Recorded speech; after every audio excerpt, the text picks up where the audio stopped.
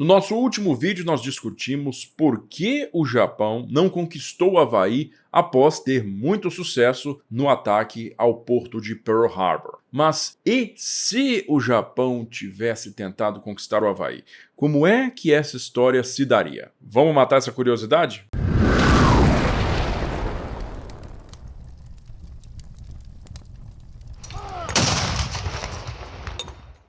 Antes da gente começar, eu vou te deixar sabendo que depois de muitos pedidos da nossa audiência, eu finalmente coloquei no ar a Academia SDG, um ambiente onde pela primeira vez nós vamos poder estudar de forma linear conteúdos muito mais complexos do que esses que eu apresento aqui no canal. Lá na Academia SDG você vai poder cursar os nossos cursos, ser certificado por eles e ter a garantia de que vai progredir no seu conhecimento sobre Segunda Guerra Mundial e muitos outros conflitos. E o nosso primeiro curso, que já está com as matrículas abertas, é Estratégia e Tática no Mapa. Pense como os generais da Segunda Guerra Mundial. Você já imaginou entrar na mente dos principais líderes do maior conflito armado da humanidade e entender suas decisões no campo de batalha? É exatamente o que você vai encontrar nesse curso. Se você se interessou em fazer parte da turma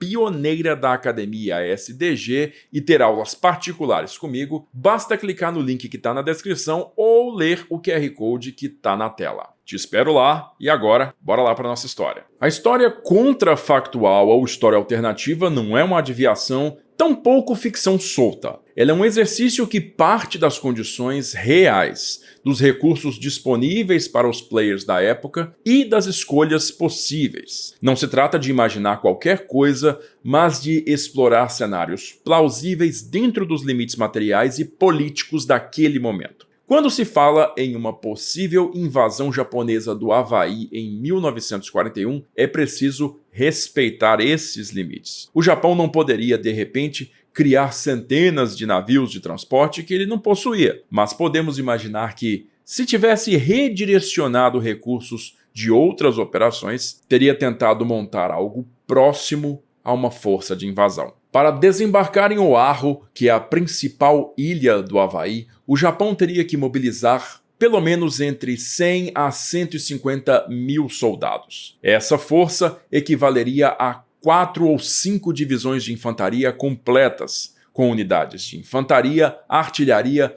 blindados leves, engenharia e também logística. O embarque dessa tropa exigiria entre 200 e 300 navios de transporte, além de escoltas adicionais. A força de cobertura não poderia ser apenas a Kido Butai. Seria necessário acrescentar pelo menos 6 a 8 couraçados para fazerem o bombardeio costeiro da área de invasão, além de ter mais cruzadores e destroyers para proteger os comboios. O risco de um contra-ataque americano seria constante, exigindo vigilância permanente por parte dos japoneses. O elemento surpresa que funcionou no ataque aéreo dificilmente seria repetido em uma operação anfíbia. Movimentar centenas de navios por milhares de quilômetros de oceano dificilmente passaria despercebido. Suponhamos que, apesar das dificuldades, a frota japonesa conseguisse se aproximar de Oahu em condições de lançar um desembarque. As praias da ilha, em especial Waikiki e outras áreas mais planas, seriam os pontos prováveis para a ação. O desembarque lembraria, numa escala menor,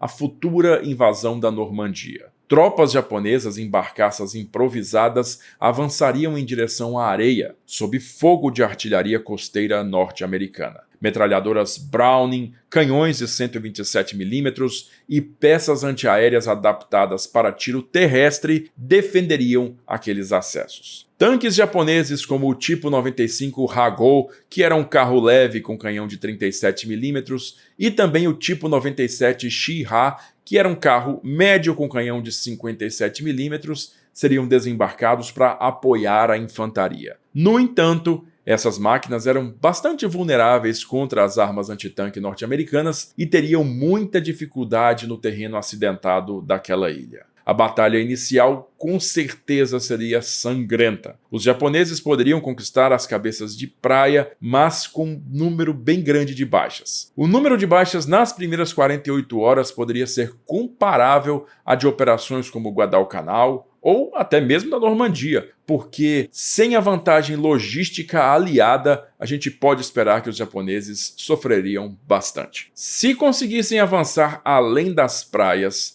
os japoneses enfrentariam batalhas urbanas e em terreno elevado. Honolulu e outras áreas habitadas serviriam de campo de resistência para os norte-americanos. A geografia de Oahu favorecia claramente o defensor. As estradas da ilha eram muito estreitas, com cadeias montanhosas e áreas de floresta aos dois lados da estrada que dificultavam muito o avanço mecanizado. A guarnição americana, embora surpreendida, teria moral para lutar até o fim. O choque do ataque aéreo se converteria em resistência obstinada das tropas. Esses soldados poderiam recuar para posições defensivas preparadas e prolongar o combate já bastante custoso para os japoneses. É plausível supor também que, após dias de batalha, os japoneses conseguissem ocupar partes da ilha, inclusive a base naval de Pearl Harbor. Mas a vitória, até esse ponto, seria parcial e custosa. Fui convidado para fazer uma palestra e, dependendo do lugar da palestra, eu não posso ir de camiseta, né? Eu vou ter que me arrumar um pouquinho mais aqui com uma camisa social. Mas aí vem aquela dor de quem também usa camisa social. Você fica muito bem arrumado, mas seus movimentos são limitados, você sabe muito bem disso. Não pode levantar muitos braços. Daqui, ó, você não pode girar também a cintura,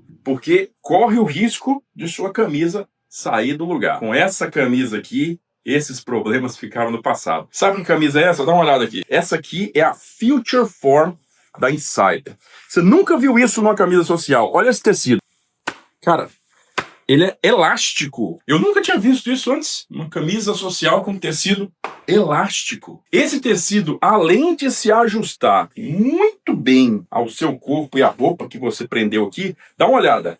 Dá uma olhada. Levanta os braços e nada acontece com a posição da camisa. E ela também não deixa o líquido passar por ela, cara. Quer comprar a sua primeira camisa Future Form da Insider? Esse mês é o mês ideal. É o janela ideal de tempo. Por quê? A gente está no mês de setembro, que é o mês do cliente, que já tem diversos descontos embutidos no site. Mas se você somar com o meu desconto especial do cupom Sala de Guerra de 15%, você pode chegar a até 50% de desconto nas suas compras na Insider. Então aproveita, já faz um guarda-roupa grande aqui, com no mínimo aí umas 3 ou 5 Future Form dessas aqui, tá? Lembra que se você clicar no link que está na descrição, você já vai acessar o site com o nosso cupom aplicado. E aí você vai combinando com os outros descontos até alcançar o máximo possível. Tá na sua mão aí, corre porque é por tempo limitado, tá? E agora, ó, vamos lá voltar para nossa história. Conquistar o Havaí seria apenas o primeiro passo. Manter o Havaí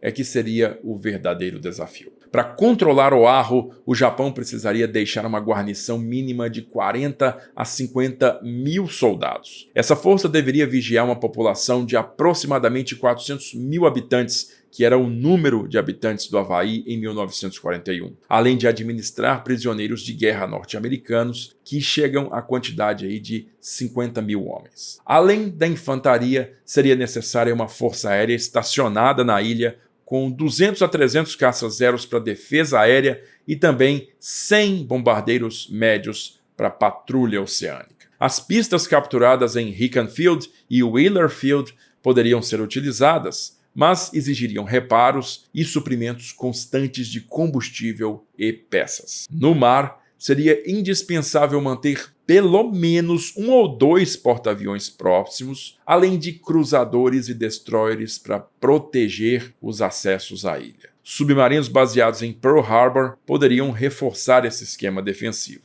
Mas vamos lembrar que tudo isso aí depende de combustível e peças. Aqui reside o ponto fatal de todo esse cenário, a logística. Porque o Japão está situado a 6.500 quilômetros do Havaí. E manter esses 50 mil homens, centenas de aviões e uma frota no local exigiria comboios mensais com dezenas de navios carregados de suprimentos. Esses comboios atravessariam um oceano que rapidamente se tornaria um território terrivelmente hostil para os japoneses, porque os submarinos americanos, ainda em poucos números em 1941, aumentariam de número e eficiência muito rapidamente ao longo de 1942. Com o tempo, a rota Japão-Havaí se transformaria num corredor de destruição. Além disso, o combustível necessário para a frota japonesa proteger esses comboios seria imenso. E aqui também encontramos uma contradição. O Japão justamente precisava conquistar o Sudeste Asiático para garantir seu suprimento de petróleo, e desviar recursos para invadir o Havaí significaria colocar em risco a própria razão da guerra. Mesmo que o Japão conquistasse Oahu, os Estados Unidos reagiriam com uma fúria sem precedentes. A ocupação do território americano seria vista como uma ameaça direta ao próprio continente. A mobilização industrial, já imensa após o ataque aéreo, seria ainda mais acelerada nesse cenário alternativo. Entre 1942 e 1943, os Estados Unidos lançaram dezenas de novos porta-aviões da classe Essex, centenas de destroyers e submarinos, além de milhares de aeronaves. Uma guarnição japonesa no Havaí estaria condenada a ser isolada desde o primeiro dia, bombardeada e eventualmente obliterada. Bombardeiros de longo alcance poderiam atingir Oahu voando diretamente da Califórnia. A Marinha Americana, reforçada pela indústria,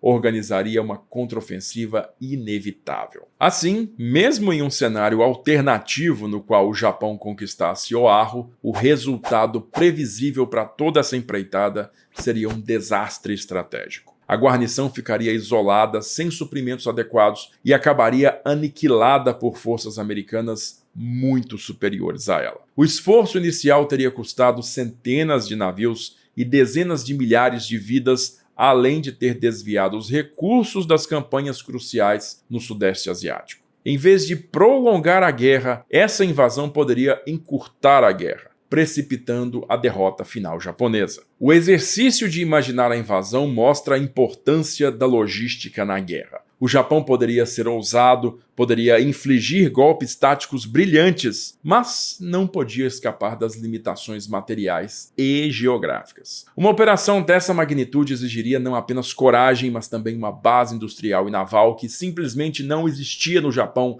em 1941. A opção tomada por Isoroku Yamamoto, ou seja, atacar pelo ar, destruir navios e aviões e ganhar tempo para o Japão, foi a máxima ousadia possível dentro daquelas circunstâncias. Ir além disso seria tentar literalmente o impossível. Mas vamos imaginar aqui o cenário. Após o ataque aéreo de 7 de dezembro de 1941, o Japão não apenas bombardeia Pearl Harbor, mas consegue desembarcar tropas, derrotar a guarnição americana e ocupar Oahu. A bandeira do sol nascente vai tremular sobre a base naval e o choque psicológico nos Estados Unidos seria incalculável. Para os Estados Unidos, perder uma ilha no meio do Pacífico, e não qualquer ilha, mas o Havaí, um elo vital entre a América continental e a Ásia, seria interpretado como uma ameaça existencial. Pearl Harbor deixaria de ser apenas um dia da infâmia e se transformaria numa humilhação nacional. A reação política e social seria imediata,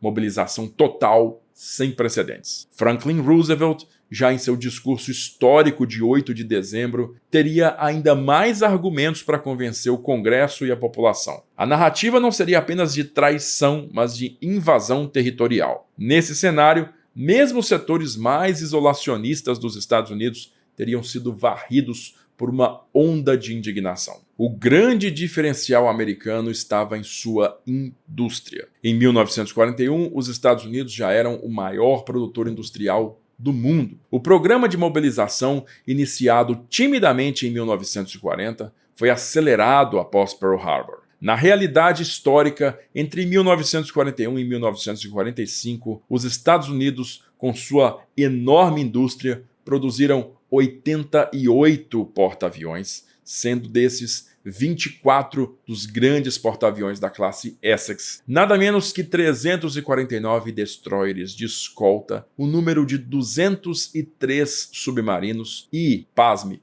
300 mil aeronaves, além de 2,4 milhões de veículos militares. Com a ocupação japonesa do Havaí, esses números poderiam ter sido ainda maiores, pois o senso de urgência se intensificaria. O governo teria expandido ainda mais rapidamente programas como o Victory Program, já em andamento, priorizando o Pacífico antes mesmo da Europa. Um dos primeiros instrumentos de resposta norte-americana seria a guerra submarina. Mesmo em 1941, os Estados Unidos já possuíam uma força submarina até considerável, baseada principalmente em Manila, Pearl Harbor e na costa oeste dos Estados Unidos. Embora enfrentassem problemas técnicos com torpedos no início da guerra, os submarinos americanos logo se tornaram armas formidáveis. Se o Japão ocupasse o Havaí, os comboios de suprimento entre Yokohama e Honolulu seriam alvos prioritários. As longas linhas de comunicação atravessando milhares de quilômetros de oceano estariam muito vulneráveis. Com o tempo, a indústria americana despejaria dezenas de novos submarinos,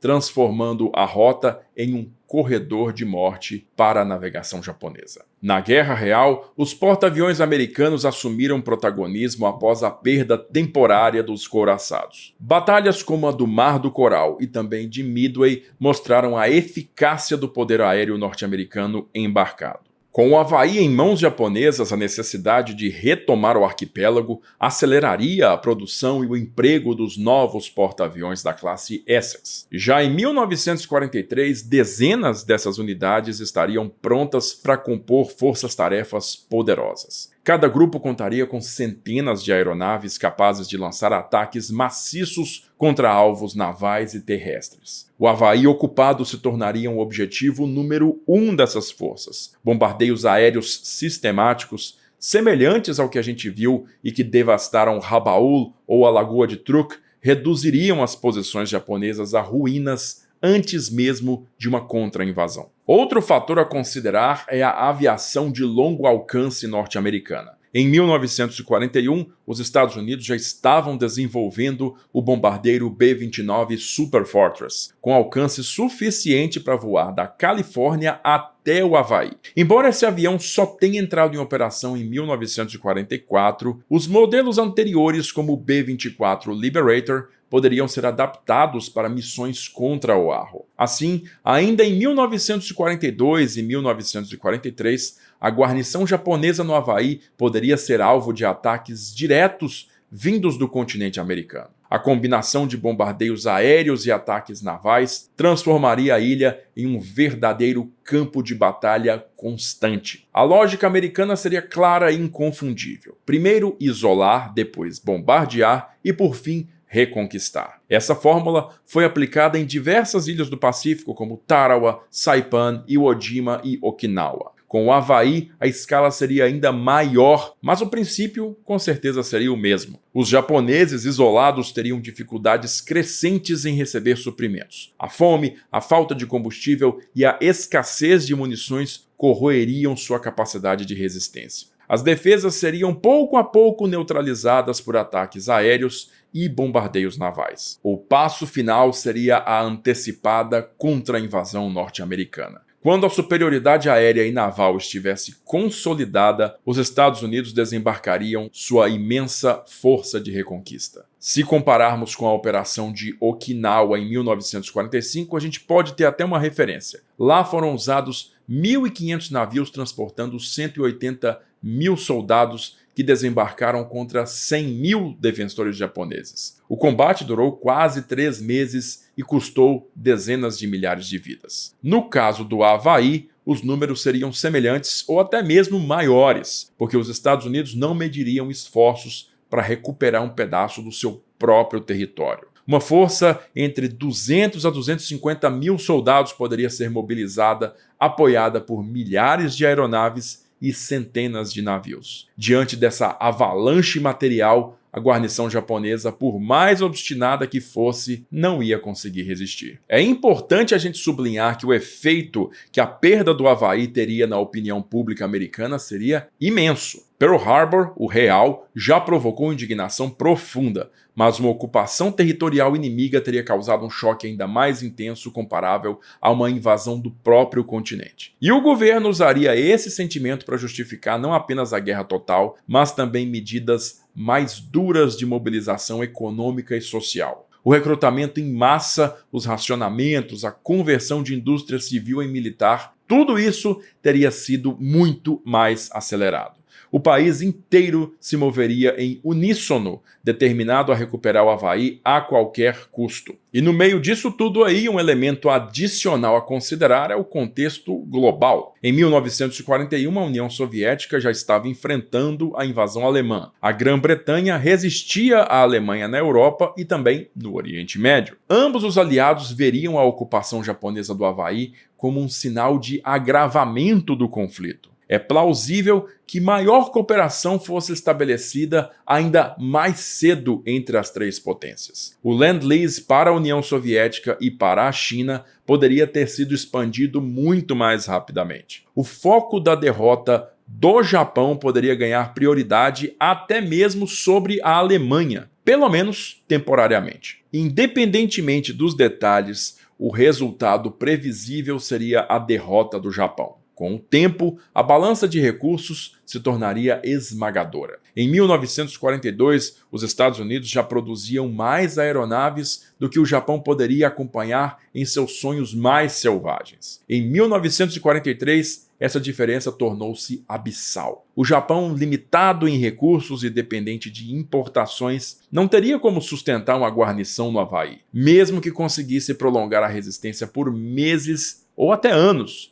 O desfecho seria sempre o mesmo: isolamento, desgaste e destruição. Se o Japão tivesse ocupado o Havaí em 1941, os Estados Unidos teriam reagido com uma mobilização total. A indústria teria sido direcionada prioritariamente para o Pacífico. Submarinos, porta-aviões e bombardeiros teriam isolado a guarnição japonesa e uma contra-invasão maciça, apoiada por bombardeios incessantes, teria reconquistado Oahu em poucos anos. O preço em vida seria altíssimo, mas o resultado também seria inevitável. Longe de garantir a vitória ao Japão, a ocupação do Havaí teria apenas precipitado sua derrota, acelerando o envolvimento americano e transformando a ilha em uma Stalingrado do Pacífico, ainda maior do que a factual Batalha de Manila. E se você gosta de saber todos os pormenores da tomada de decisão estratégica e tática na Segunda Guerra Mundial, se matricula para fazer o nosso curso Estratégia e Tática no Mapa, Pense como os Generais da Segunda Guerra Mundial. Para se matricular é só clicar no link na descrição ou ler o QR Code que está na tela. Te aguardo lá na sala de aula. E se você quiser saber tudo sobre o desenvolvimento e uso das bombas atômicas na Segunda Guerra Mundial, compra meu livro aqui, O Átomo como Arma, para entender como tudo aconteceu. Compartilha esse vídeo com seus amigos, se inscreve na Sala de Guerra para não perder mais nada. E eu vou ficando por aqui, agradeço novamente a sua audiência e aquele abraço da Sala de Guerra.